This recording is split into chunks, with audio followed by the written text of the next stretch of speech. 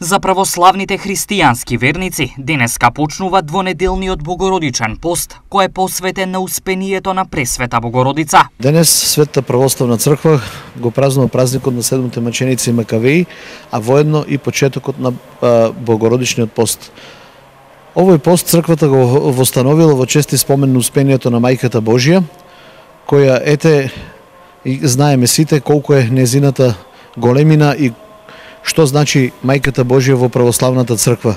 Па затоа пред незиното успение црквата воспоставила пост кој еднаков по тежина со великденскиот пост. Тоест од понеделник до петок се консумира храна без масло, сабота недела масло, а на преображение се консумира и риба.